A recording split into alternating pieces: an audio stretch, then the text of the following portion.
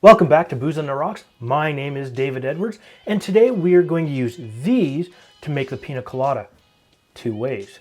But first, this.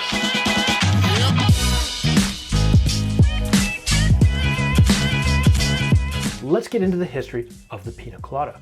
But before we get started, this request comes for us from Latoya E. She wants to know how to make a proper Pina Colada. So Latoya E, here you go, and I'll make it two ways just for you. Now, she did also send me this bottle of Wray & Nephew overproofed rum. So why not use it to make the Pina Colada? Now, the Pina Colada is famous, and no doubt about it. It hails from Puerto Rico, and this is where the history starts to get a little bit fuzzy.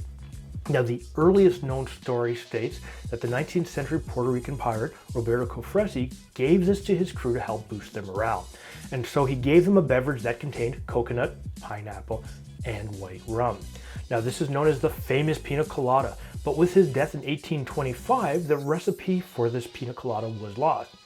Now, the drink that we know today is created in San Juan, but there are multiple claims as to who made it.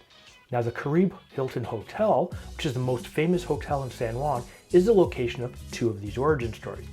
The hotel alleges that the Pina Colada was first concocted in 1954 by a bartender named Ramon Monchito Marrero, after he had worked for 3 months on a signature drink for the hotel. But on the other hand, Ricardo Garcia, who was a bartender at the same hotel, claimed that he invented the drink in 1954 due to a coconut shortage. But in a third version of events, the restaurant Maraschino claims to be the birthplace of the Pina Colada. They have a plaque at the entrance that commemorates its invention. Now, Ramon Portes Mingas from Buenos Aires was the head bartender there at the time, and he started serving this drink in 1963. All right, let's get into making the Pina Colada, and we're going to make the shaken version first, because you may not have access to a blender. So one of those things, and the first thing I like to do is I like to use a few pieces of fresh pineapple. So what I do happen to have is a big slovenly piece of already pre-cored pineapple. So, and I'm going to cut a couple of pieces here. All right, and I'll put this back here. And one of the things I'm going to do is I'm going to cut them in half. And I want to keep a ring just for the hell of it. Okay, so I'll keep 2 of those because I'll use these for my garnish. 1, 2. So we're going to add these in here first. Okay. And what we're going to do is muddle it. Now, remember, you don't need to use a muddler. You could use a really big spoon if you wanted.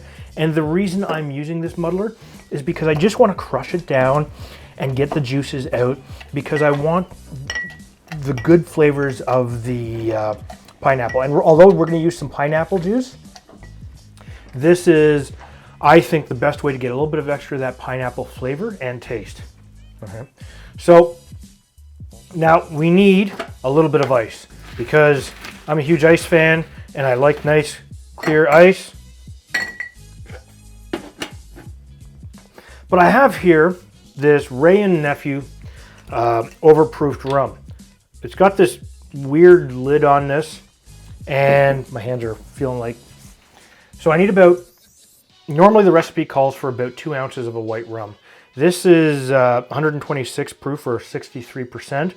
And we're going to very slowly... Yeah, I'll use the full 2 ounces. Why not? I'm going to take this one all the way to the bank.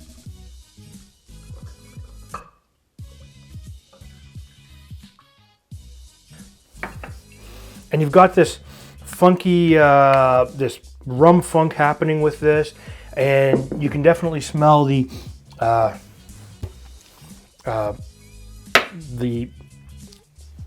percentage of alcohol now apparently has just totally destroyed me, and I don't know what I'm talking about anymore. Sorry, you can smell the rum funk. You can actually smell banana. You can smell a little bit more of the ethanol, because this is 63% alcohol.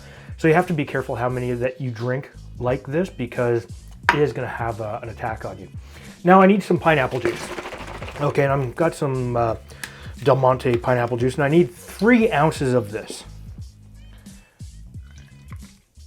So make sure that when you're doing this, you get a pineapple juice that you really like, because, you know, if you're only using it for one drink, then you're not necessarily going to what do you call it? You're not going to, you want to have a pineapple juice that you enjoy, right?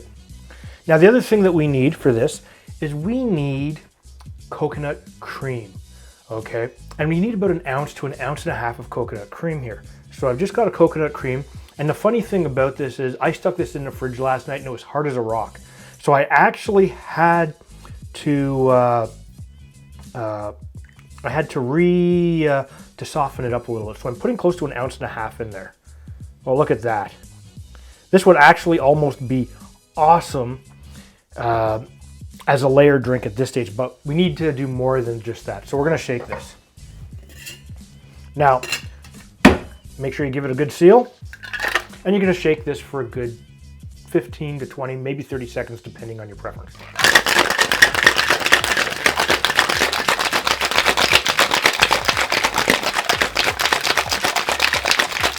And all this shaking will break down the citrus, as well as expand the cream a little bit.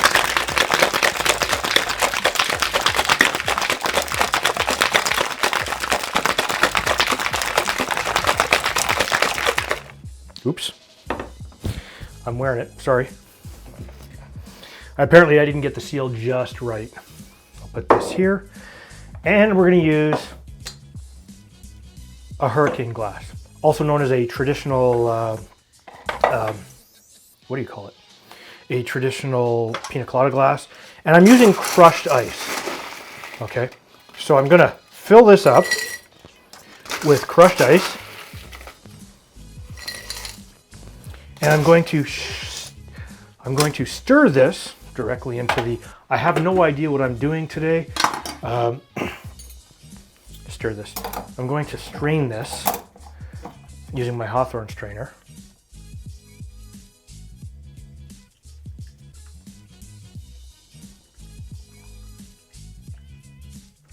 And we have a shaken pina colada.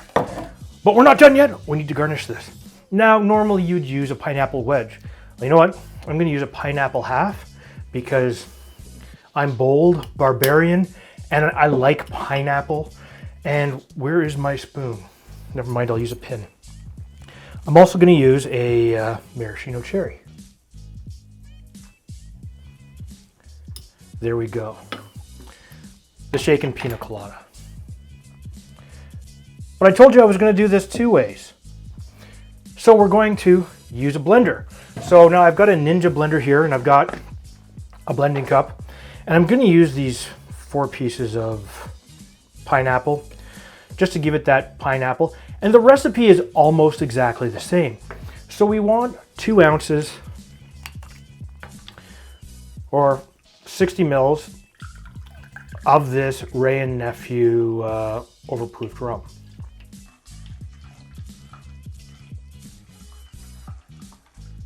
Okay, we also need, again, 3 ounces of our fancy pineapple juice. 3 ounces being 90 mils.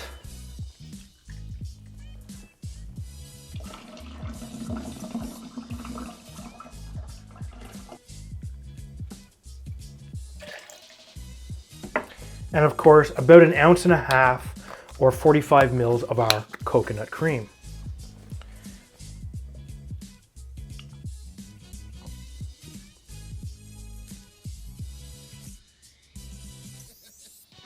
Now, the other thing we want to do is, because we want to make sure this blends well, I'm going to continue to use crushed ice for this. You can use ice of any size you want. You just have to remember that you might wind up with it being a little wet. Okay, and you want to make sure that you use enough ice to get the desired consistency that you want, right? So let's get this in here. Move this over here. And what you want to do is you're going to put this in there and you're going to blend it and pulse it. And what I'm going to do is I'm going to just make it look really awesome. All right, here we go. A little bit of ice, another hurricane glass, and we're going to shake this out. And now we're going to get the consistency that we want. A lot of people use this as their preference of the consistency of the type of pina colada they like. Almost like a slushy. So you get that smoother, more velvety feeling. And this is my preferred method of these. But this one has already been pre-blended, so I need more fiber, more consistency, so I'll use the bigger chunk of pineapple. Okay, and once again, for a little bit of dash of color, I'm going to add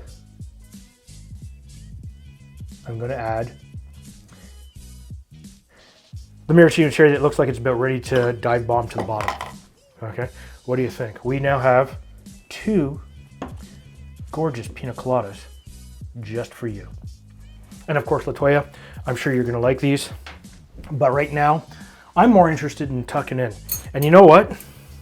I've got bendy straws. These things are awesome. So let's see if there's a difference just for you of what we like.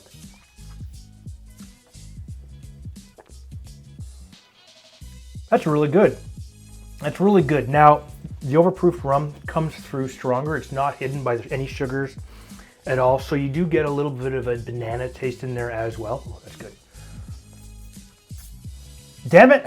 I had a piece of ice stuck in the bottom. I just created a, ow, it was stuck to my lip. Let's try the other one. Oh yeah. Again, this one is my much preferred consistency. You've also got a little bit more dilution, which dilutes the Wray and Nephew a little bit more. So depending on what you like and what you have access to. I'm gonna put the ingredients in the description down below. If this is your first time to this channel, please make sure you hit the subscribe button and the bell notification to get notifications every time we put up new content. That way you won't miss anything. And make sure you smash that like button. But if you didn't like this video and you didn't find it entertaining, fun, and exciting, hit the thumbs down button twice. And we'll see you next time.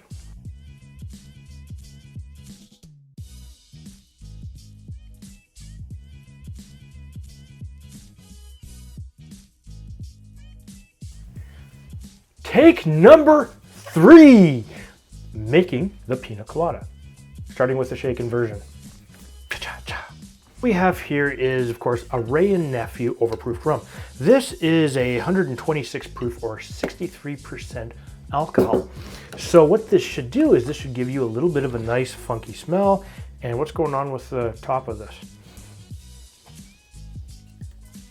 Everything is falling apart. And I may have to start this all over again. Hold on.